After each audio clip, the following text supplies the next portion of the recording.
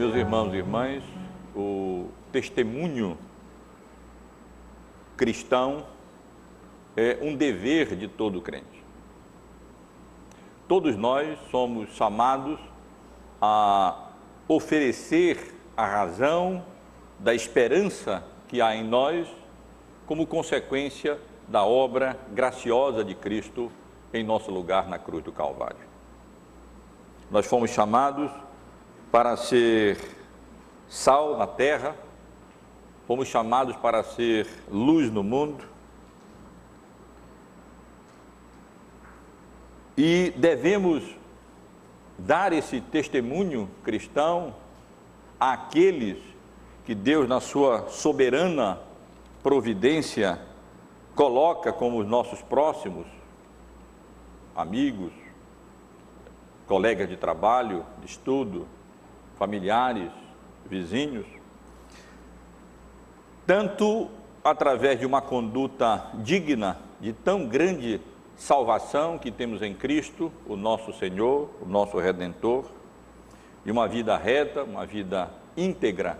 que reflita o caráter do nosso Senhor e Salvador, o Senhor Jesus, mas também nós fomos chamados para dar testemunho da nossa fé e da obra redentora de Cristo através das nossas palavras. Devemos estar prontos para abrir a nossa boca quando Deus nos dá oportunidade para isso e nos conduz nesse sentido, e pela misericórdia e graça de Deus, apresentarmos informalmente o Evangelho àqueles que estão perdidos, que estão mortos dos seus delitos e pecados, que caminham para a condenação e para o inferno, sem Deus neste mundo, na mais absoluta ignorância acerca do terrível estado do seu coração, da sua alma, e acerca da maravilhosa graça salvadora disponível para todos quantos quiserem ir a Cristo e assim obterem dele a salvação, a remissão dos pecados e a vida eterna. E meus irmãos e irmãs, quando temos tido a oportunidade de estudar esse livro de Atos e acompanhar o apóstolo Pedro inicialmente, depois o testemunho de Estevão como mártir do Senhor Jesus Cristo, e especialmente a atividade missionária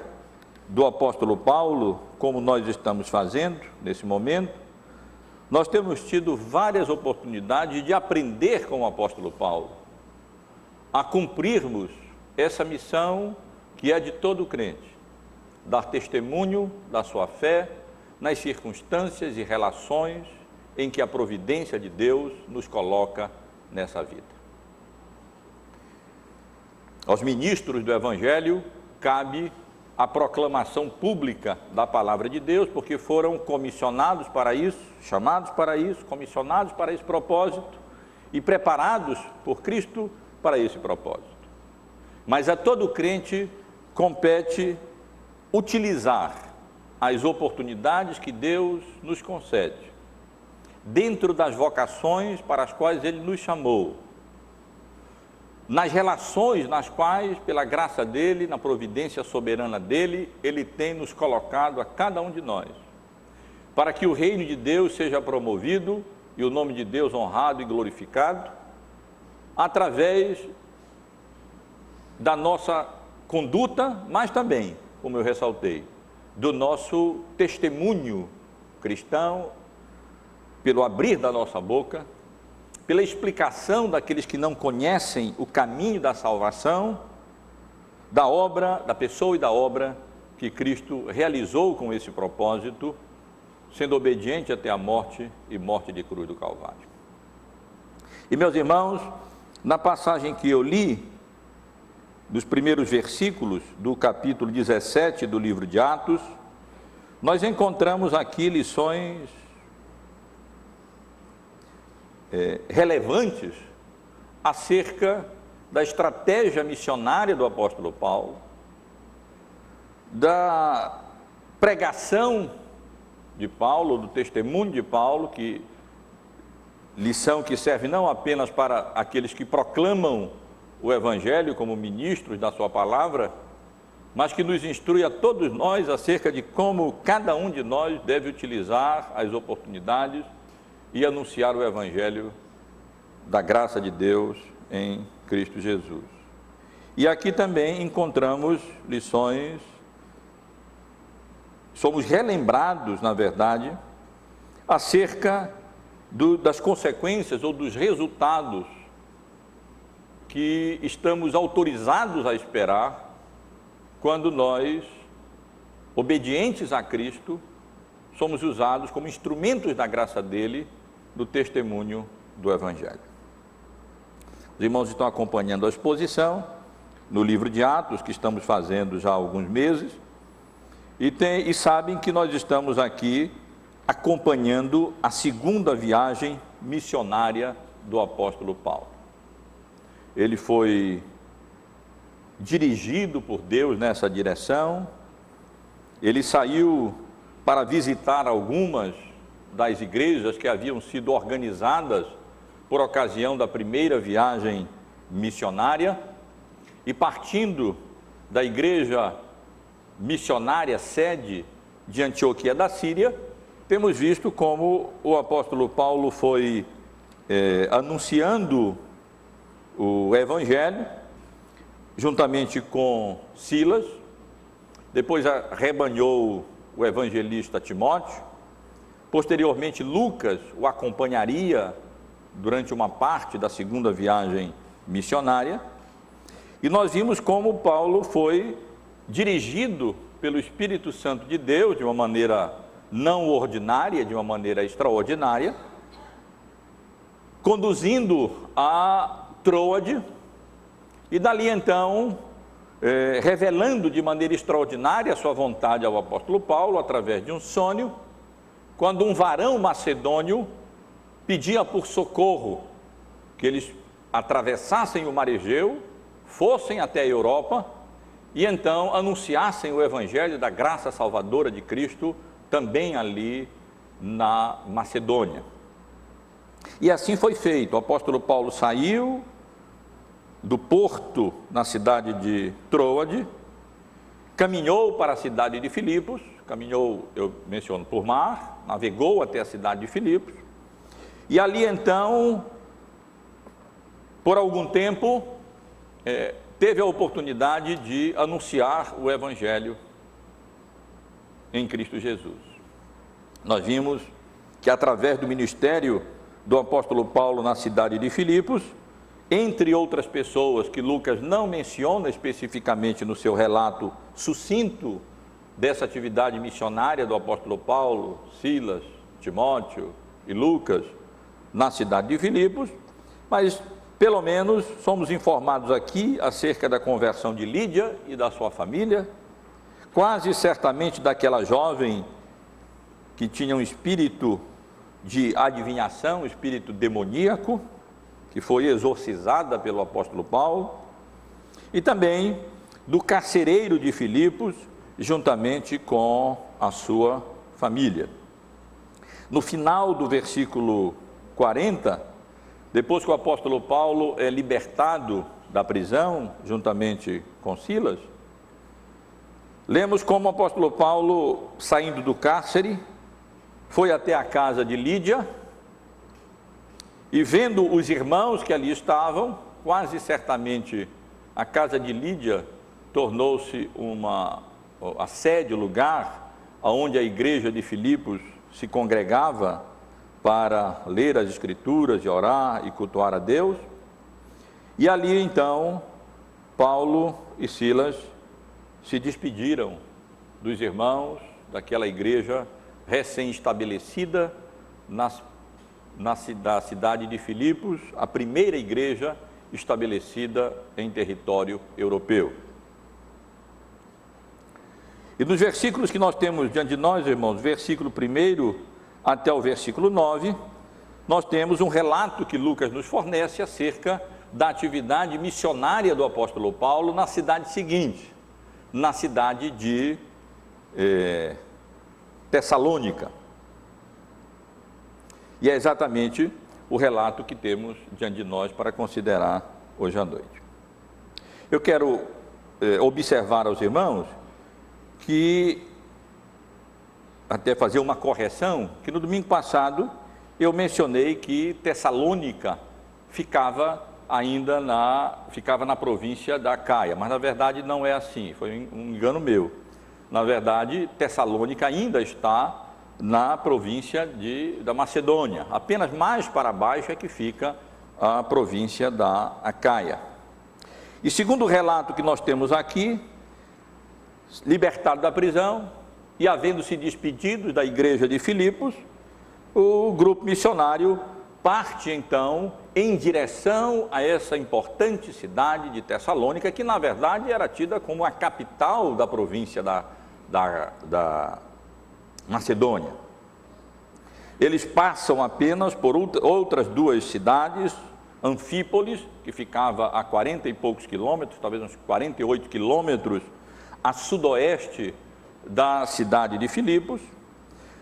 Provavelmente apenas pernoitaram ali na cidade de Anfípolis.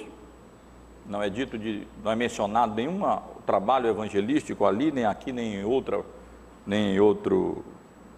porção da Bíblia. Depois então caminharam mais 40 quilômetros na mesma direção, mais ou menos, a sudoeste. Provavelmente passaram a noite na cidade de Apolônia. E depois então caminharam, caminharam o que eu menciono, provavelmente a cavalo, se é que eles pernoitaram ali, porque a pé dificilmente eles poderiam percorrer 48, 40 quilômetros até essas cidades. Mas então eles, com mais 80 quilômetros, eles se dirigiram até a cidade de Tessalônica. E eu quero chamar a atenção dos irmãos, em primeiro lugar, nesse relato, para a estratégia missionária que nós temos podido perceber em outras porções aqui nesse relato da viagem missionária do apóstolo Paulo, especialmente nós podemos perceber aqui nesses versículos que nós estamos lendo. No versículo 2, nós lemos que, segundo o costume do apóstolo Paulo, ele procurou a sinagoga que havia ali na cidade de Tessalônica e que por 3 sábados arrazoou com eles acerca das Escrituras, expondo e demonstrando ter sido necessário que o Cristo padecesse e ressurgisse dentre os mortos, e que este é o Cristo Jesus que eu vos anuncio. Tessalônica era uma cidade importante, como mencionei, era uma cidade livre. Há cerca de 42 anos, se não me falha a memória, antes de Cristo, ela havia sido declarada como uma cidade livre. Uma cidade grande, habitada por cerca de 200 mil pessoas na época.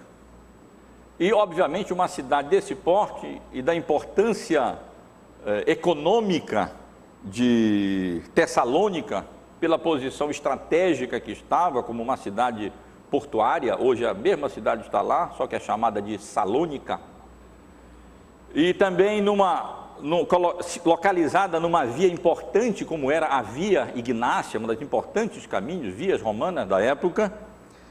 Era natural que ali houvesse um grupo bom de judeus da dispersão e o apóstolo Paulo pudesse encontrar ali uma sinagoga. E então ele se dirige a Tessalônica e, através disso, da maneira como ele procede, nós podemos perceber algumas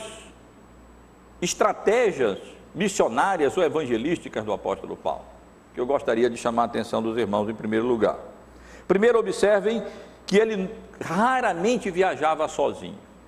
Raramente o apóstolo Paulo saía nas suas viagens missionárias de um lugar para o outro, sem que estivesse acompanhado de algum evangelista junto com ele. Quando acontecia, às vezes, de ele ter que ficar sozinho, ocasionalmente, eventualmente, nós encontramos o apóstolo Paulo numa situação desconfortável, sem paz mesmo, por se encontrar ali, às vezes, só, como ele ocasionalmente precisava ficar. Vemos aqui que Lucas provavelmente não está mais acompanhando, porque no versículo 40, Lucas para de usar o pronome na primeira pessoa do plural, se incluindo no grupo, e passa para a terceira pessoa do plural. Tendo se retirado do cárcere, dirigiram-se para a casa de Lídia e, vendo os irmãos, os confortaram e então partiram. Provavelmente Lucas permaneceu ali por alguma razão. Mas Silas certamente o acompanhou e provavelmente Timóteo também. Outra observação que a gente pode fazer acerca da estratégia missionária do apóstolo Paulo é que, além de ir acompanhado de algumas pessoas, ele também procurava concentrar o seu trabalho nas cidades e, sendo possível, procurava se dirigir às principais cidades, às maiores cidades por onde ele estava caminhando. Paulo pregou o evangelho em Antioquia da Síria, Paulo pregou o evangelho em Antioquia da Psídia, Paulo anunciou o evangelho anunciaria na cidade de Tessalônica, anunciaria em Corinto, em Éfeso, todas as cidades importantes do mundo romano daquela época, e finalmente ele almejava chegar à grande capital do Império Romano, a cidade de Roma, onde ali ele estava pronto para anunciar o evangelho da graça de Deus em Cristo. Porque ele sabia que esse era o meio de Deus para a salvação de todo aquele que crê, tanto dos judeus como dos gentios. E é interessante observar como nós sempre vemos o apóstolo Paulo se dirigindo para as cidades, porque ele sabia que anunciando o evangelho nas cidades, especialmente nas cidades mais importantes, naturalmente a partir das igrejas solidificadas, estabelecidas nas cidades maiores, o evangelho então se propagaria pelas regiões, cidades menores e pelo interior daquelas regiões onde o evangelho ia sendo pregado pelo apóstolo Paulo. Também já observei para os irmãos em outra oportunidade que fazia parte da estratégia missionária do apóstolo Paulo procurar um ponto de contato, um lugar aonde o evangelho, aonde o Antigo Testamento, a lei e o Deus de Israel já fosse conhecido das pessoas, para que a partir daquele conhecimento básico e das escrituras do Antigo Testamento, ele pudesse então anunciar a Cristo como sendo o cumprimento das promessas messiânicas feitas no Antigo Testamento, como Messias prometido, como ungido, o Cristo que haveria de vir para salvar o seu povo dos seus pecados. É claro que quando não havia sinagoga, ele se reunia ali na beira do rio, nesse contexto, seguindo a mesma estratégia, onde ali ele encontraria, se não uma sinagoga, mas pelo menos pessoas tementes a Deus, que já tinham algum conhecimento desse pano de fundo religioso de Israel. E se não havia um grupo assim, como às vezes acontecia, ele ia para a praça e então anunciava o evangelho aos pagãos, mesmo que não tivesse uma sinagoga. Mas se houvesse uma sinagoga, então o apóstolo Paulo primeiramente se dirigia à sinagoga e aproveitava aquela oportunidade que tinha e o conhecimento que as pessoas já tinham, para então anunciar a Cristo como o Messias prometido, como Salvador. Essa era uma decisão estratégica dele, pragmática nesse sentido, e aquilo que é prático nem sempre é mal, e ele então utilizava esse recurso. Mas por trás dessa decisão do apóstolo Paulo, havia também uma questão teológica, uma questão mesmo de princípio, de promessa. O evangelho era para ser anunciado primeiramente aos judeus e depois então aos gentios. E nesse sentido, o apóstolo Paulo procurava as sinagogas para ali então, eu não sei se com o barulho da chuva, os irmãos que estão lá atrás estão conseguindo ouvir bem, então, poder então anunciar o evangelho. E a última lição que percebemos com relação à estratégia missionária do apóstolo Paulo, evangelística ali do apóstolo Paulo, essa especialmente aqui nos versículos 2, extraídas do versículo 2 e 3, é que o apóstolo Paulo não simplesmente chegava numa cidade, pregava o evangelho uma vez, e aí então ia embora e se dava por satisfeito com isso, sem instruir a igreja, sem ensinar a igreja, sem doutrinar a igreja, até que a igreja pudesse se fortalecer. Não era essa a prática do apóstolo Paulo. Na verdade, quando ele ia até uma cidade, ali ele não apenas anunciava evangelisticamente a palavra de Deus, a salvação em Cristo, mas ele, na medida do possível, perseverava e continuava ali, sábado após sábado, dia após dia, ensinando a igreja, pregando o evangelho, admoestando os irmãos, confortando os irmãos, encorajando os irmãos a perseverarem na graça de Deus, a ficarem firmes na graça de Deus. E no que dependesse dele, quase que ele só saía dali, como nós temos visto, apedrejado, preso, expulso muitas vezes da cidade, como vai acontecer novamente aqui na cidade de Tessalônica. Mas Paulo não chegava ali nas cidades, simplesmente anunciava o evangelho e ia embora. Ele sabia que a maturidade espiritual da igreja, para o bem do reino de Deus, requeria que ele ali permanecesse e ensinasse, instruísse, demonstrasse, aplicasse a palavra de Deus ali, para a edificação e solidificação das igrejas por onde ele passava. Quando não era possível permanecer, e ele então tinha que se ausentar e tinha que continuar anunciando o evangelho, porque seu propósito era anunciar o evangelho até aos confins da terra, e essa era de fato a agenda da igreja, ele, na medida do possível, numa outra circunstância, procurava retornar às igrejas já estabelecidas, já fundadas, para ali então confirmar os irmãos e solidificar os irmãos e encorajar os irmãos a permanecerem firmes na fé. Os irmãos devem lembrar como essa segunda viagem missionária começou exatamente com esse propósito.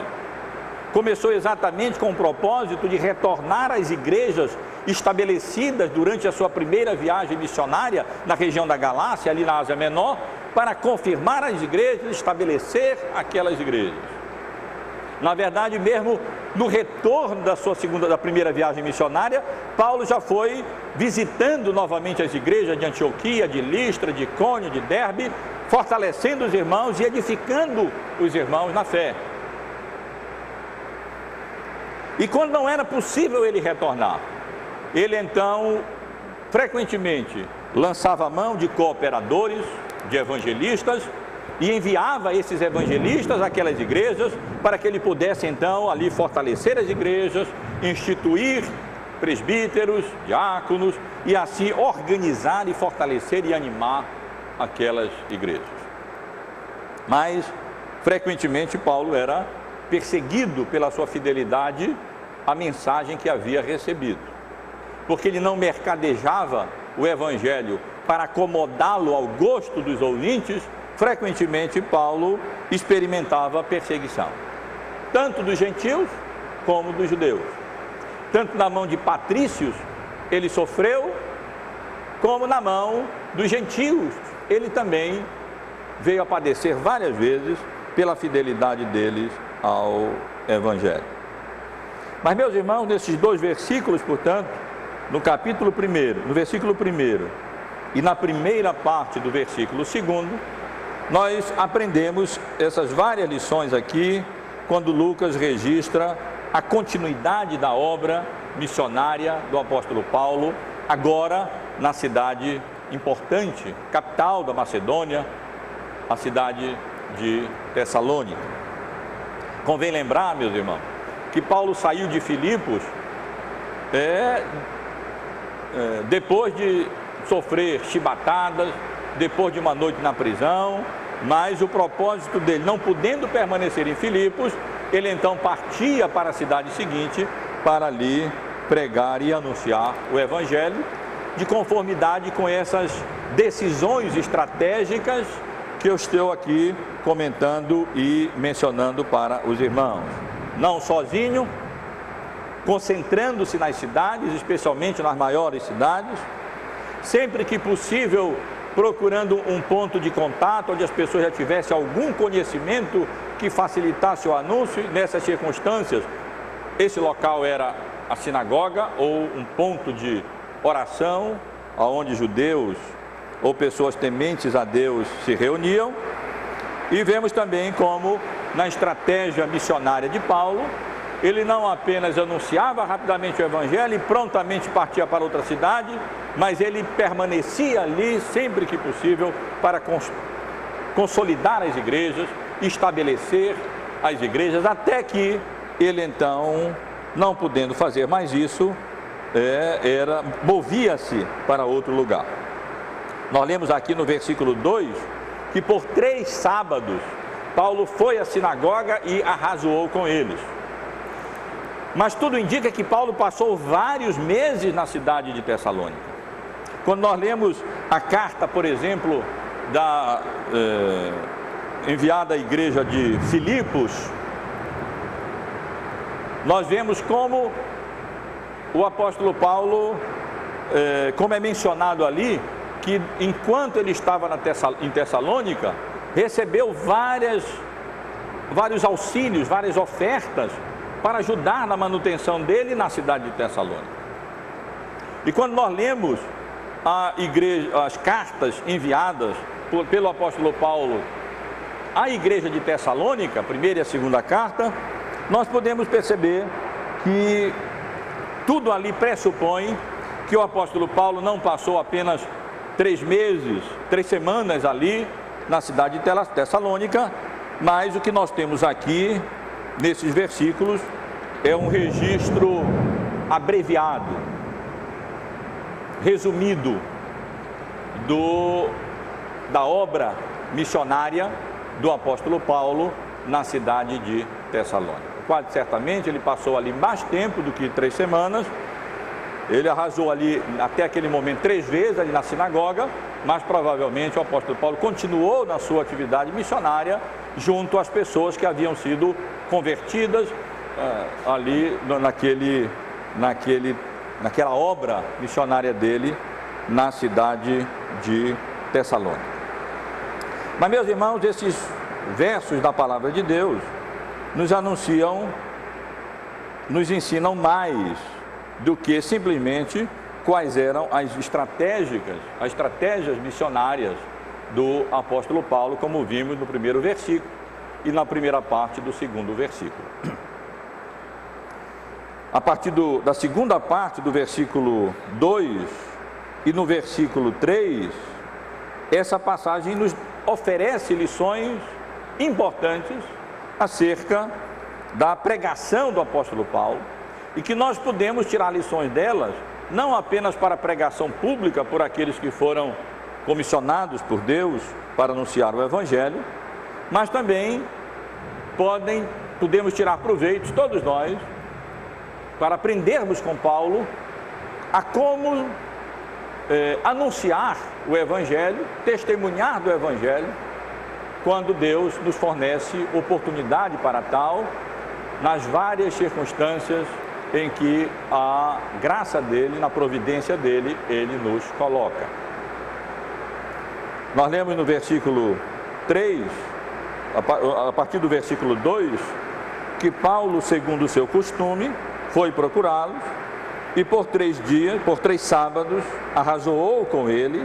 acerca das Escrituras, expondo e demonstrando ter sido necessário que o Cristo padecesse e ressurgisse dentre os mortos, e que este é o Cristo Jesus que eu vos anuncio. E nessa breve descrição que Lucas nos oferece da pregação do apóstolo Paulo, do testemunho do apóstolo Paulo na cidade de Tessalônica, nós aprendemos o seguinte, observem, irmãos.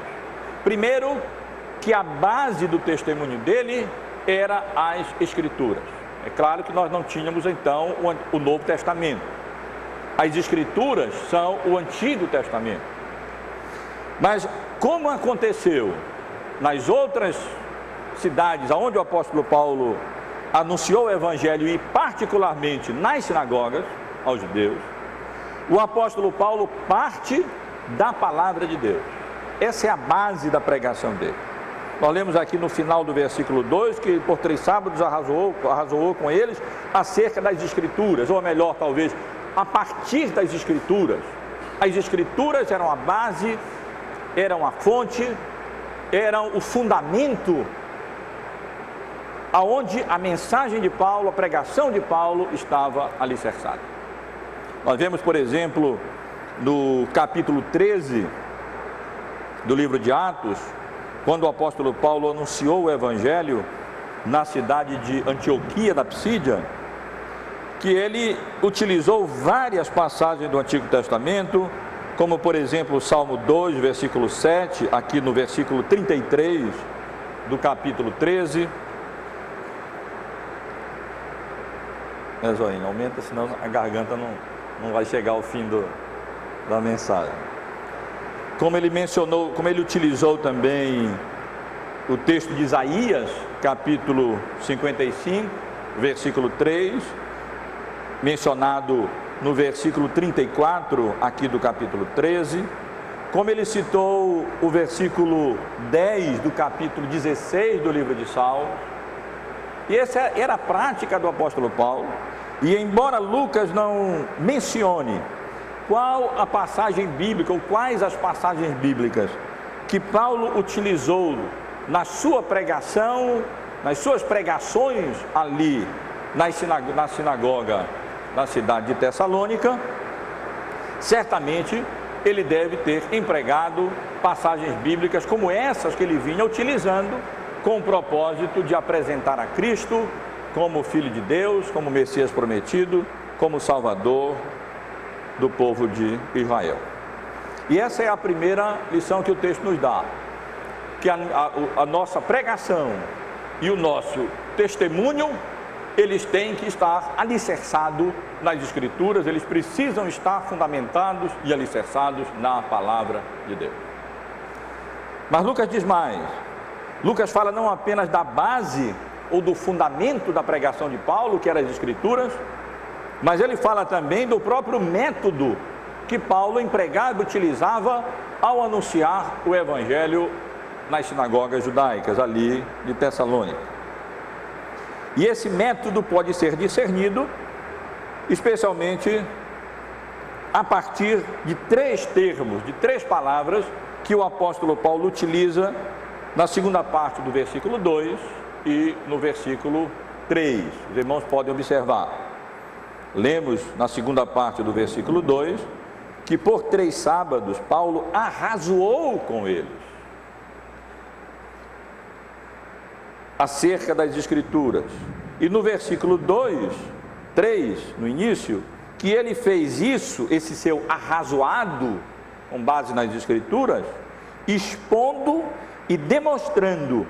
ter sido necessário que Cristo padecesse e ressurgisse dentre os mortos. E portanto Lucas utiliza aqui essas 3 palavras. A primeira, que Paulo arrazoou com eles. A ideia que a palavra transmite é que Paulo discursou, ele debateu com eles ali, ele argumentou, ele utilizou a razão dele também para ali, estudando o Antigo Testamento, argumentar na sua mensagem, no seu discurso, na sua pregação, procurando com isso expor e demonstrar que de fato Jesus, aquele filho de carpinteiro,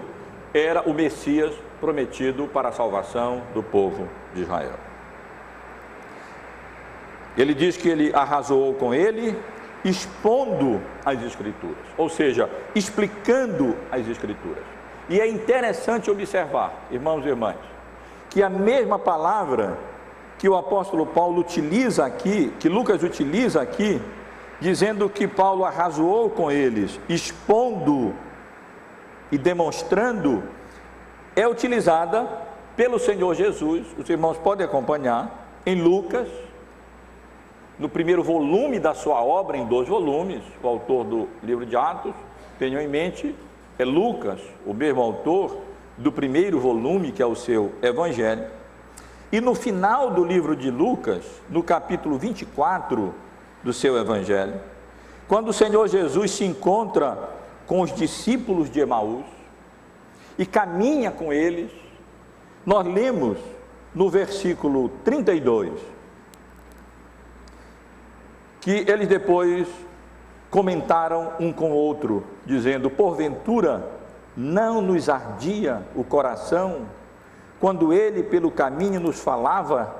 quando nos expunha as Escrituras? E a mesma palavra, que literalmente significa abria as Escrituras, é aqui traduzida por expunha, utilizada por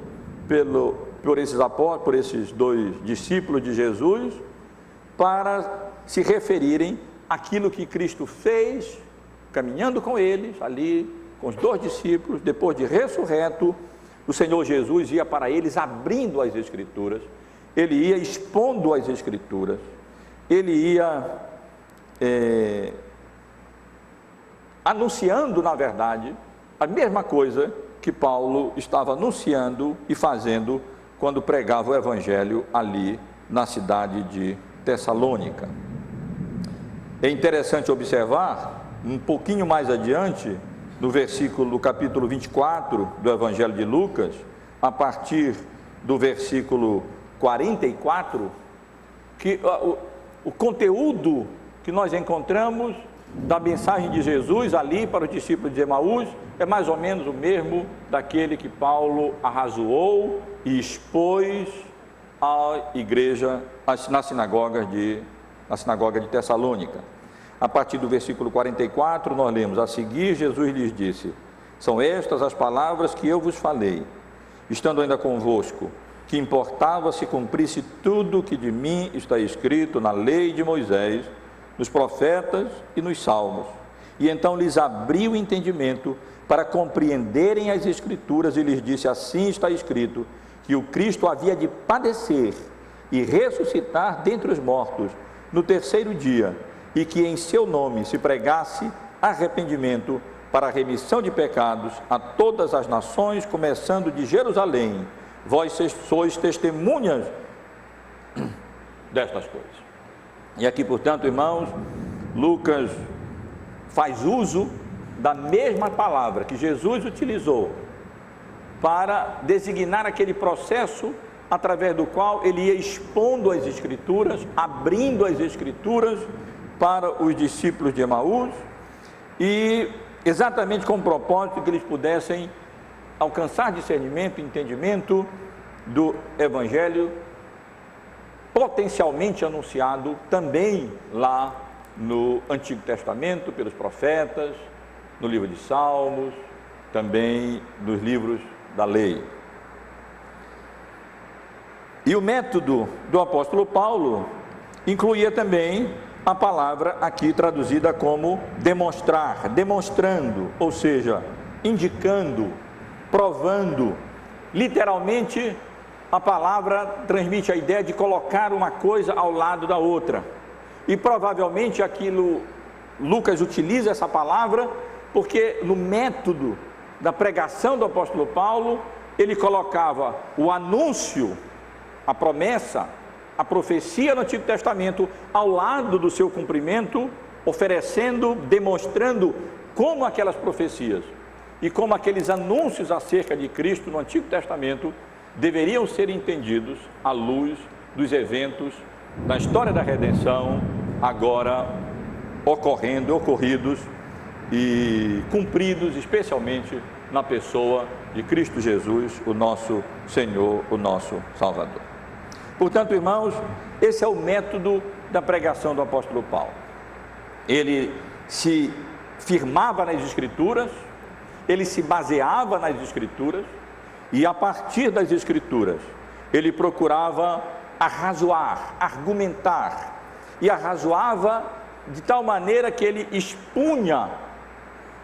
e abria as Escrituras para que aquele povo judeu pudesse ter o véu que cobria os olhos deles caído e pudessem perceber aquilo que eles não conseguiam perceber, a glória de Deus na face do Cordeiro, a glória da divindade na pessoa do Filho Jesus, que embora com aparência de fragilidade humana e tendo sofrido, ele foi confirmado por palavras e atos miraculosos como sendo e principalmente pela sua ressurreição, como sendo o Messias prometido ao povo de Israel. Mas, irmãos, Lucas não nos apresenta aqui apenas o alicerce da pregação de Paulo, a base da pregação de Paulo e o método da pregação de Paulo, mas ele fala do conteúdo da pregação de Paulo e do testemunho de Paulo ali na cidade de Tessalônica. E pelo próprio texto, de maneira resumida, Lucas indica que o conteúdo, aquilo que era o fundamental, o foco, a essência da pregação de Paulo era Cristo Jesus. Cristo era o foco da pregação do apóstolo Paulo. A sua pessoa e a sua obra.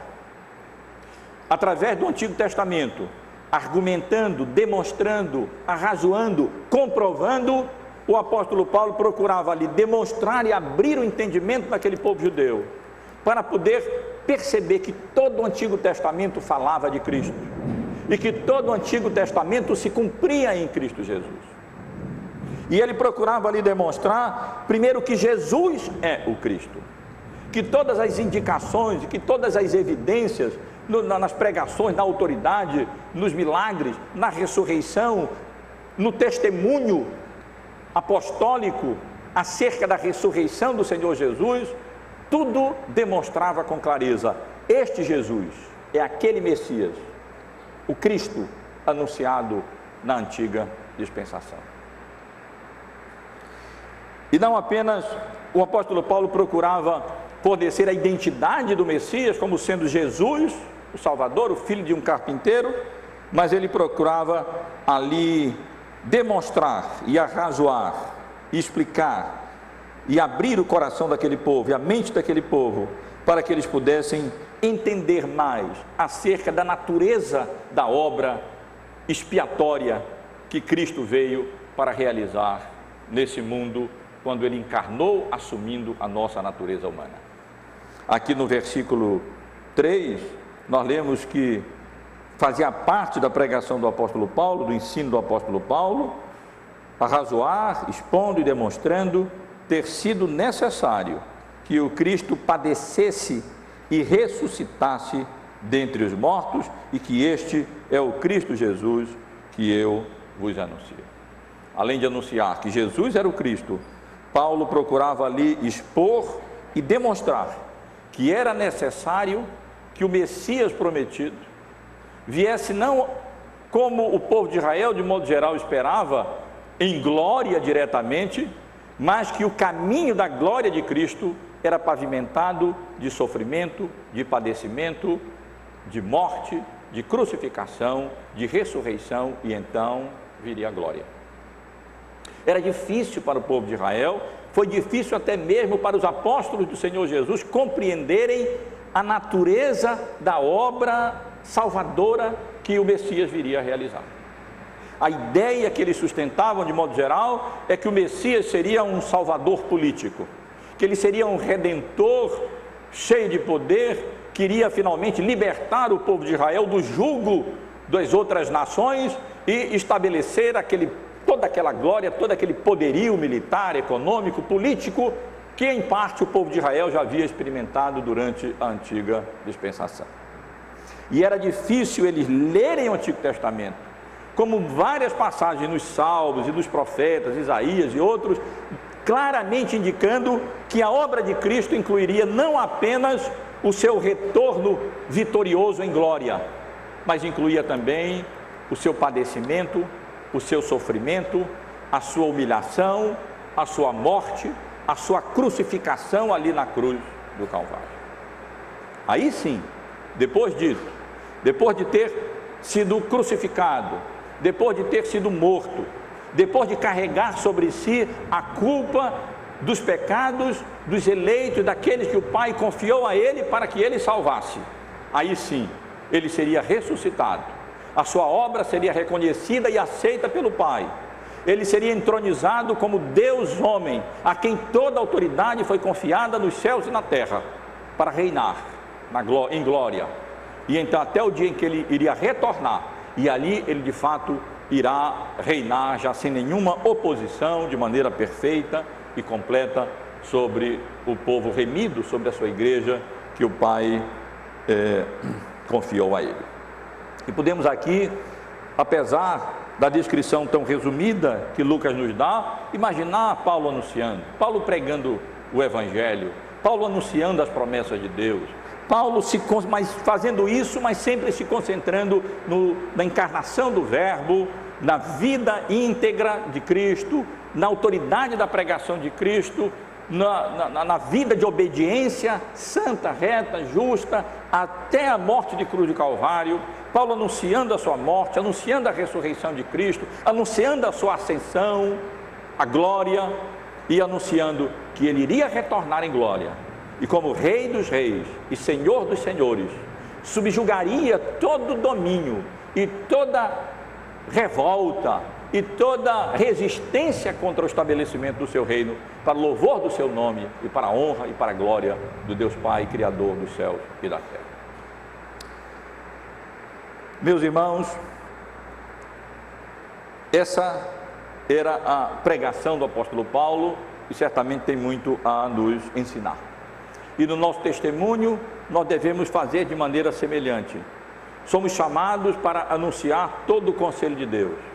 mas concentrando e focalizando em Cristo. E para fazermos isso, anunciarmos com propriedade o Evangelho, Paulo nos ensina aqui: a mensagem tem que estar arraizada na Bíblia, ela deve ser exposição da Bíblia, ela deve ser uma abertura da Bíblia, do seu conteúdo, do seu significado e das suas aplicações, para que nós possamos compreendê-la, entendê-la e aplicá-la pelo seu Espírito ao nosso coração e à nossa vida. E essa mensagem deve ser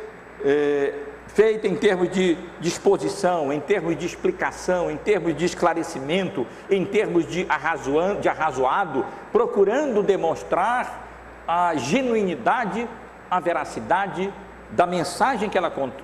contém e a eficácia dessa mensagem para convencer pecadores dos seus pecados, mas para convencê-los também da graça salvadora que há em Cristo Jesus. O tema, o foco, o centro, a essência da pregação do apóstolo Paulo. Mas, meus irmãos e irmãs, essa passagem nos ensina mais ainda. Ela nos ensina aquilo que já aprendemos em outras ocasiões durante as mensagens evangelísticas de Paulo e também da pregação de Pedro. É que os resultados dessa obra missionária e desse testemunho evangélico, dessa pregação do apóstolo Paulo, ele frequentemente é duplo, como nós já sabemos muito bem. A pregação do evangelho produz resultados positivos e geralmente produz reações negativas também. Dificilmente podemos esperar que, quando nós anunciamos o evangelho, os irmãos testemunham acerca do evangelho e falam do evangelho aos seus vizinhos, aos seus colegas de trabalho, aos seus alunos, aos seus professores, aqueles a quem Deus, na sua providência, dentro das suas vocações e relações, colocou você. Dificilmente nós estamos autorizados a esperar que a resposta vai ser unânime, positiva. Geralmente haverá respostas positivas, mas geralmente essas respostas positivas serão mescladas de dificuldades, de rejeição e mesmo de oposição contra esse evangelho da graça salvadora de Deus em Cristo Jesus. E nós vemos a mesma coisa, meus irmãos, acontecendo aqui. Como resultado positivo, nós lemos no versículo 4 que alguns judeus mesmo foram persuadidos pela pregação de Paulo e foram unidos à igreja de Cristo. uniram-se a Paulo e a Silas. E não apenas alguns judeus que frequentavam a sinagoga puderam, pela misericórdia e graça de Deus, ter um entendimento aberto para perceber a genuinidade, a veracidade da lógica espiritual de Paulo anunciando a Cristo a partir do Antigo Testamento, mas também diz o texto que uma numerosa multidão de gregos piedosos, gregos tementes a Deus, de judeus, de gentios, gregos, que costumavam frequentar a sinagoga, que adoravam o Deus de Israel, e que, embora não sendo judeus e não tivessem se circuncidado e não respeitassem aquelas abstinências de alimento, eles não haviam se tornado judeus, e nem era necessário se tornar judeus, como já aprendemos em Atos, para se tornar cristão, mas eles eram simpatizantes do Deus de Israel. E, meus irmãos, diz o texto que uma multidão numerosa, pela graça de Deus e pela operação do Espírito Santo, porque nós já aprendemos na conversão de Lídia, que é o Senhor quem abre o coração, para que as pessoas atentem e compreendam a mensagem do Evangelho. Foi que o Espírito Santo, então, convenceu essas pessoas da veracidade daquela mensagem, e como aprendemos também no final do capítulo 13 do livro de Atos, creram aqueles que haviam sido destinados à vida eterna. E dentre esses havia um bom número de gregos que, tementes a Deus, já tendo algum conhecimento do Deus revelado nas Escrituras, foram convencidos pelo Espírito Santo, através da pregação de Paulo, da maneira como nós vimos aqui, que de fato Jesus era o Messias, Jesus era o Salvador, e se confiaram e o seu destino eterno às mãos de Cristo como Senhor e Salvador da vida deles. E diz o texto ainda, irmãos, e Lucas faz questão de ressaltar isso, que não apenas uma numerosa multidão de gregos piedosos, mas também muitas distintas mulheres creram. E a referência aqui, provavelmente, é a mulheres importantes ou a esposas de pessoas importantes ali dentro da sociedade de Tessalônica na época. As mulheres também, pela graça de Deus, pela mesma obra convencedora do pecado e da graça de Deus em Cristo, operada pelo Espírito Santo através do verdadeiro anúncio do Evangelho, chegaram ao conhecimento salvífico do Senhor Jesus, crendo nele como Messias prometido e como Salvador e Senhor das suas vidas. Mas, meus irmãos, o texto nos diz que não foi só essa a resposta. Que se por um lado, alguns judeus foram persuadidos e unidos a Cristo, unidos à igreja, portanto, subentendido, unidos a Cristo, e uma numerosa multidão de gregos piedosos e muitas mulheres distintas aceitaram a Cristo como Senhor e Salvador, a partir do versículo 5, o apóstolo Paulo passa a registrar a resposta negativa que também acompanhou o anúncio do Evangelho na importante cidade de Tessalônica.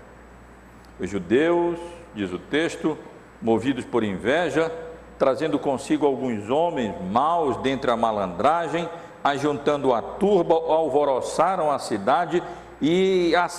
entrando na casa de Jason, procuraram trazê-los para o meio do povo, porém não os encontrando, arrastaram a Jason e alguns irmãos perante as autoridades, clamando: estes que têm transtornado o mundo chegaram também aqui,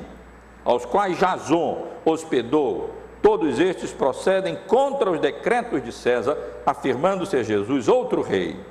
Tanto a multidão como as autoridades ficaram agitadas ao ouvirem estas palavras. Quando nós anunciamos o Evangelho, ou testemunhamos acerca do Evangelho, frequentemente nós podemos esperar não apenas, como mencionei, uma resposta positiva daqueles que são eleitos de Deus e que, portanto, vêm a responder positivamente pela obra do Espírito Santo através da pregação e do testemunho evangélico, a mensagem de salvação. Mas também, meus irmãos, podemos esperar que isso seja acompanhado de reações negativas, de oposição mesmo à mensagem anunciada. É incrível, porque nós pregamos uma mensagem de salvação gratuita, não cobramos nada por isso. O que Cristo demanda é simplesmente o reconhecimento da genuinidade dessa mensagem e fé que Ele mesmo concede. Mas mesmo assim, as pessoas rejeitam e muitas se opõem, como nós vemos acontecer aqui. O motivo muitas vezes é a inveja, pelo menos neste caso aqui foi. Isso já havia acontecido em outra vez, no registro aqui no livro de Atos, no capítulo 13, quando o apóstolo Paulo anunciou o evangelho na cidade de Antioquia da Psídia. Nós lemos no capítulo 13, no versículo 45, que os judeus, vendo as multidões, tomaram-se de inveja e, blasfemando, contradiziam o que Paulo falava. Os judeus tiveram inveja do impacto positivo que a mensagem de Paulo, anunciando a Cristo como Salvador, como Messias, havia produzido nos gregos tementes a Deus. Eles mais ou menos pensaram assim: poxa, nós estamos aqui um tempão em Tessalônica, procurando fazer desses gregos prosélitos do judaísmo, o máximo que conseguimos foi torná-los em pessoas tementes a Deus, e ele chega aqui de uma hora para outra, multidão de pessoas, de gregos, respondem positivamente ao evangelho, à mensagem que eles estão anunciando. E diz o texto que aqueles judeus então ali, tomados de inveja pelo sucesso da pregação do apóstolo Paulo, eles procuraram alguma maneira de acusá-los de maneira indigna e injusta, porque não havia razão real para isso. E então, além da inveja, veio esse alvoroço, não produzido por Paulo, não produzido pelo evangelho, mas produzido pelos opositores do evangelho, que foram atrás dos malandros, dos vadios, dos desocupados que estão ali na praça de tudo que é cidade, sem ter o que fazer durante o tempo em que as pessoas estão lá lutando e trabalhando durante o dia, e então arregimentaram aqueles vagabundos ali, é mais ou menos essa a ideia, e então ali provocaram uma arruaça mesmo, uma confusão, alvoroçaram a cidade, e então, sabendo que Paulo e os evangelistas estavam hospedados na casa de Jason, provavelmente ali um judeu já convertido ao evangelho, então foram até lá, e não encontrando o apóstolo Paulo e Silas, quem sabe já evangelizando ali em outro canto, em outro lugar da cidade, eles então arrastaram, essa é a ideia mesmo, a Jason e alguns irmãos já que ali encontraram as autoridades para que fossem punidos, e ali apresentaram algumas acusações. Uma observação que eu gostaria de fazer com os irmãos: quando nós lemos aqui que eles foram arrastados até as autoridades, Lucas utiliza uma palavra grega para designar essas autoridades, que no século XIX e na primeira metade do século XX era utilizada como um argumento pelos liberais, na tentativa de, entre outras coisas, é claro, questionar a veracidade histórica do relato de Lucas. Eu explico. É que a palavra que Lucas usava aqui não se achava em nenhum outro lugar na literatura com referência a autoridades civis ou militares naquela época. E então os teólogos liberais diziam: está vendo? Ele não tinha, isso é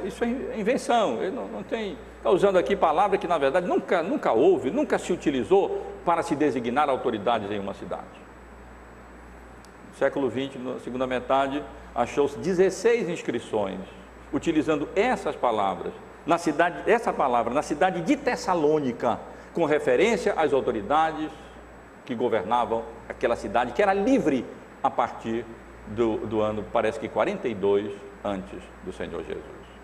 E aí o que se confirma é que quem estava errado não era Lucas, um historiador fidedigno. Quem estava errado eram os liberais,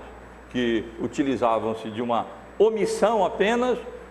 como argumento contra a inspiração e a historicidade das Escrituras, para depois serem contraditos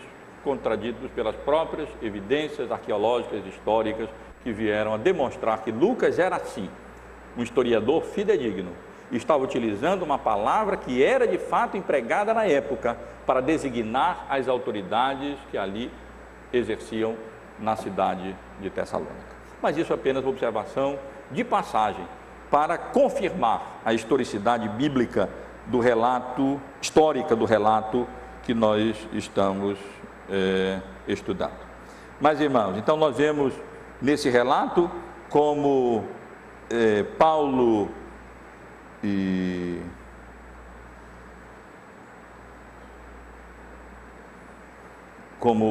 Jason e os irmãos que ali estavam em sua casa foram detidos, foram ali levados às autoridades, e então como eles foram acusados. E as acusações que nós temos aqui são basicamente duas. Uma, que aqueles homens eram transtornadores da ordem pública, eram pessoas que sublevavam o povo, que provocavam revoltas ali dentro do domínio do Império Romano, uma coisa muito mal vista no Império Romano. Qualquer tentativa ali ou suspeita de levante, de revolta, era logo preocupante para as autoridades locais. E eles então procuravam abafar sempre e acabar com essas revoltas, essas confusões que poderiam surgir ali no intuito de preservar a famosa Pax Romana, a paz romana. E as acusações foram essas, que eles eram transtornadores da ordem pública. Era possível que as notícias já tivessem chegado lá, porque eles mencionam, olha, esses que têm transtornado o mundo romano, têm chegado também até aqui. Então é muito provável, é certo, que as notícias estavam chegando. Olha, o apóstolo Paulo, aqueles homens anunciaram lá o evangelho lá em Antioquia da Psídia, aconteceu isso, aquilo outro, houve uma confusão por lá. Depois ele foi para tal lugar e aconteceu coisa semelhante. Ele veio de Filipos, foi preso até lá em Filipos. Provavelmente eles não contaram o resto da história que nós estudamos aqui no domingo passado, como ele foi libertado por ser cidadão romano e por não ter de fato feito nada que pudesse justificasse a condenação que recebeu. Mas o fato é que eles utilizaram essas notícias e ali então fizeram aquela arruaça, aquela confusão. Mas na realidade, meus irmãos, o que nós vemos é que quem estava fazendo confusão e quem estava se revoltando, quem estava de certa maneira prejudicando a paz romana, não eram os evangelistas, mas eram aqueles que se opunham a eles e que várias vezes usavam de recursos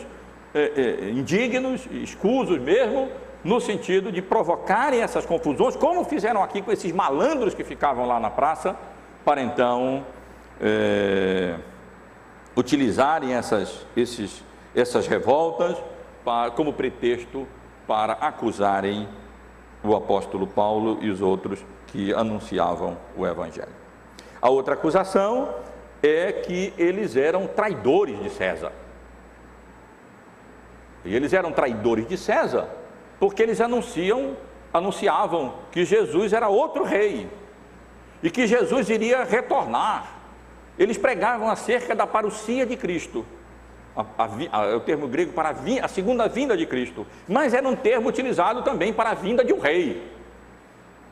a visita oficial de um rei, a parousia de um rei. E ali então,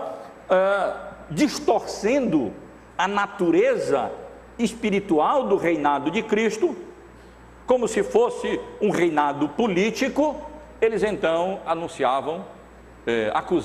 acusaram Paulo e Silas e o grupo de missionários, como se eles fossem pessoas que anunciavam revolta contra o Império Romano, que eles estavam promovendo uma revolução contra o imperador para estabelecer um outro rei, que seria o Senhor Jesus.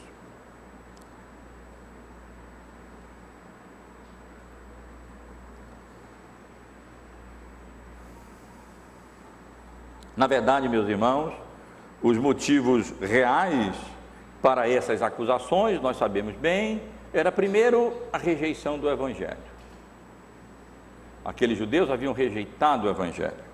E segundo, como o texto deixa claro, explícito, a inveja por causa do anúncio bem-sucedido e da recepção bem-sucedida do Evangelho por parte dos gregos e de mulheres importantes ali na sociedade gentílica de Tessalônica. A condenação não procedia. Cristo não anunciava revolução contra o Império Romano. Paulo não estava ali para anunciar revoltas e revolução contra o Império Romano. Eles estavam ali para anunciar uma revolução, na verdade, de natureza espiritual, produzida pela aplicação do Evangelho e pelo Espírito Santo no coração de pessoas que estão cegas e não percebem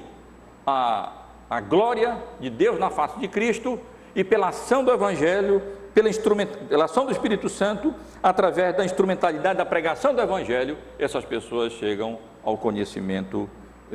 salvador do Senhor Jesus, e então experimentam uma revolução, mas de natureza espiritual. Seus propósitos são mudados, suas motivações são alteradas, sua natureza é mudada, mas nós não encontramos, pelo contrário, ao invés de estímulo de revoltas ou tentativa de depor governos ou coisa dessa natureza, como nós consideramos aqui domingo passado, a nossa cidadania celestial, ela não elimina os nossos direitos e as nossas responsabilidades como cidadãos desse mundo e de países nos quais nós nascemos aqui neste mundo. Meus irmãos, a última lição, último resultado que nós encontramos aqui está registrado no versículo 9, de uma maneira graciosa, pela misericórdia de Deus mesmo. Coisa pior não aconteceu com o apóstolo Paulo. Na providência de Deus, graças a Deus, Paulo não estava lá na casa de Jason, porque a intenção certamente era ruim, e as acusações, embora falsas, eram gravíssimas. Perturbar a ordem pública, colocar em risco a Pax Romana e pregar um outro rei, um outro César, eram acusações que facilmente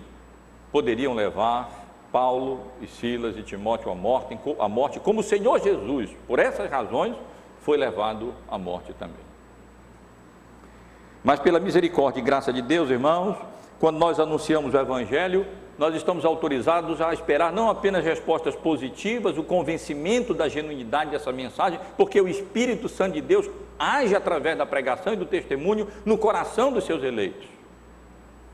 E estamos autorizados a esperar também oposições, inveja, confusão, acusações falsas contra nós. Mas nós estamos autorizados a esperar também, muitas vezes, manifestações graciosas do livramento de Deus. E é isso que acontece aqui no final do relato, no versículo 9. Apesar de no versículo 8 nós lemos que tanto a multidão como as autoridades ficaram agitadas ao ouvirem essas acusações, ainda assim, no versículo 9 nós lemos que contudo eles soltaram a Jason e aos mais, após terem recebido deles a fiança estipulada. A fiança estipulada aqui, pelo termo jurídico que eles usam,